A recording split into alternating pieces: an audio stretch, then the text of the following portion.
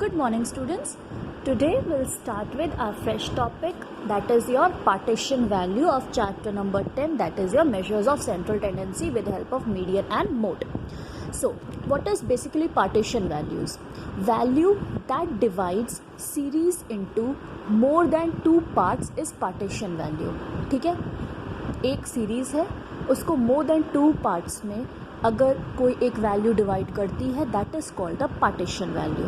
और जब हम पार्टीशन वैल्यू की बात करते हैं तो बेसिकली हम इसे थ्री वेज में क्लासीफाई करते हैं. First is your quartile, then your decile and third is your percentile. ठीक है, सबसे पहले हम स्टार्ट करते हैं क्वार्टाइल से. ये तीनों मेथड्स हैं जो पार्टीशन वैल्यू जो है उससे यहाँ पर डिनोट करते हैं. ठीक है, ये तीनों जो हैं किसी भी सीरीज़ को इक्वली पार्ट्स में डिवाइड करते हैं. लेकिन सबसे पहले हम स्टार्ट करेंगे आज क्वार्टाइल से. Quartile will be our today's topic. Quartile होता क्या है? If a series is divided into 4 equal parts, the end value of each part is quartile. एक सीरीज़ है, 4 पार्ट्स में हमने उसे इक्वली डिवाइड कर दिया. जो and value of each part होगा दैट इज़ द क्वार्टाइल. ठीक है ना. अब इसमें जब हम क्वार्टाइल की बात करते हैं, सो देर आर 3 क्वार्टाइल्स जो हम यहाँ पर कंप्यूट करते हैं. First is your Q1, second is your Q2 and next is your Q3. Q1 क्या है? It is the lower quartile. Q2 क्या है? मीडियन. जो अभी तक हम मीडियन कंप्यूट किया करते थे that is also known as your Q2 and Q3 equals to your upper quartile. Q3 जो है हम उसे अपर क्वार्टाइल से भी कह सकते हैं. अब जब हमने मीन कंप्यूट किया तो हमने देखा था कि वहाँ पे क्या होता था कि मेथड्स हमारे पास बेसिकली 3 होते थे. Direct method, then we had our assumed mean method and then we had the step deviation method. ठीक है, लेकिन वो सारे मेथड्स सेम थे डिफरेंट सीरीज़ के लिए. अगर हमारा एक फॉर्मूला था, सपोज अज्यूम्ड मीन मेथड, तो डायरेक्ट में भी वही फॉर्मूला जो था अप्लाई होता था, डिस्क्रीट में भी वही अप्लाई होता था, इंडिविजुअल में भी वैसे ही अप्लाई होता था, कंटिन्यूअस में भी वैसे ही अप्लाई होता था. लेकिन जब हम क्वार्टाइल की बात करते हैं, so in quartiles individual and discrete series का एक फॉर्मूला होगा, वेयर एज कंटिन्यूअस सीरीज़ का जो फ्रीक्वेंसी डिस्ट्रीब्यूशन आपके होते हैं सीरीज़, उसका एक अलग फॉर्मूला होता है.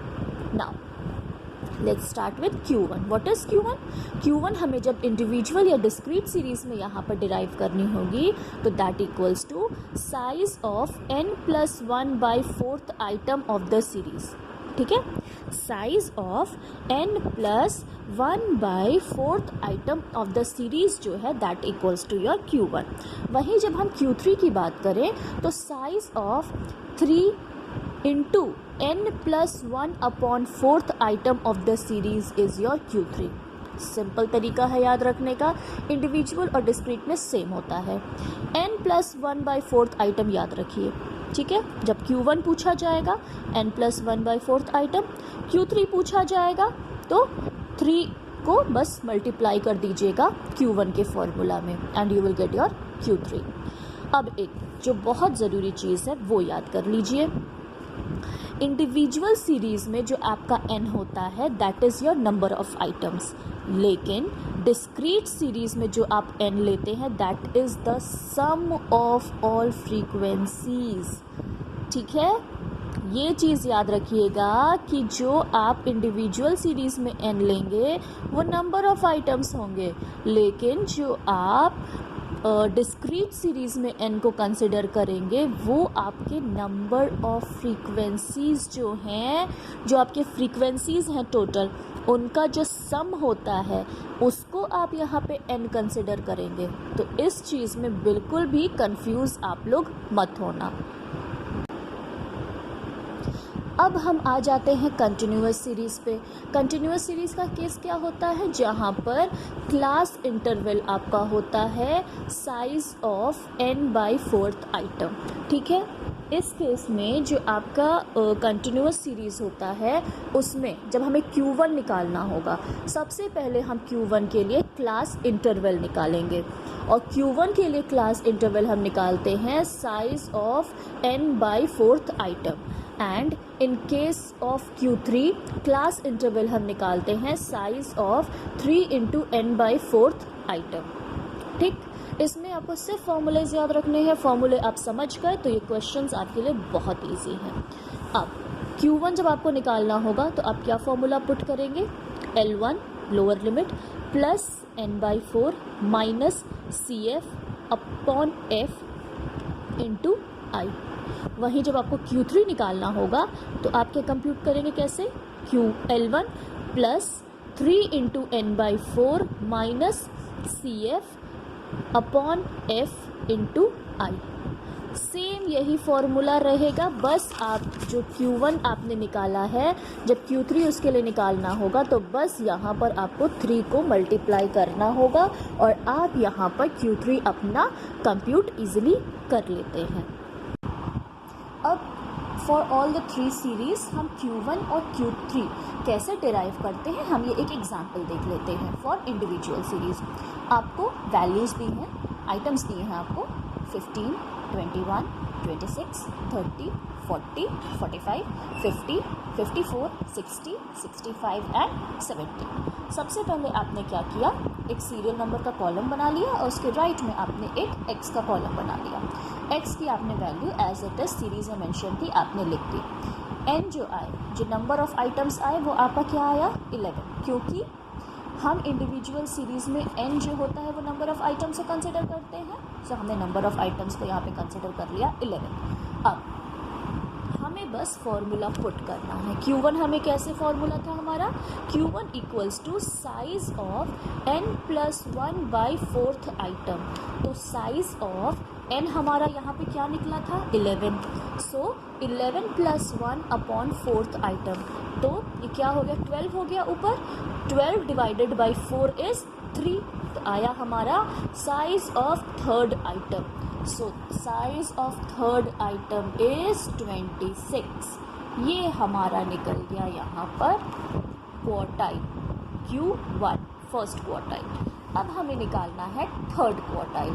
3rd क्वार्टाइल के लिए हम क्या फॉर्मूला अप्लाई करते हैं, जो Q1 का फॉर्मूला होता है उसमें हम बस 3 को मल्टीप्लाई कर देते हैं। सो साइज ऑफ 3 × n+1/4 आइटम, ये क्या है आपका size of 3 × 12/4 means size of 3 × 3 that is 9th item. 9th item की वैल्यू क्या है यहाँ पर, 60। So we got our Q3 60। अब हम लेते हैं यहाँ पर डिस्क्रीट सीरीज का केस। ठीक है, यहाँ पे हमें साइज दिया हुआ है 10, 11, 12, 13, 14, 15, 16, 17, 18। हमें F दी है, फ्रीक्वेंसीज हमें दे दी गई हैं 3, 4, 5, 12, 10, 7, 5, 2, 1। डिस्क्रीट सीरीज़ में मैंने n क्या बताया था, डिस्क्रीट सीरीज़ में n होता है सम ऑफ ऑल दी फ्रीक्वेंसीज, इसलिए यहाँ पे n है आपका 49।